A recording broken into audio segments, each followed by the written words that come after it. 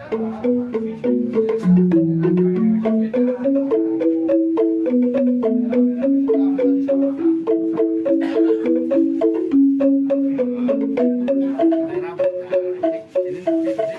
Ghiền Mì Gõ để không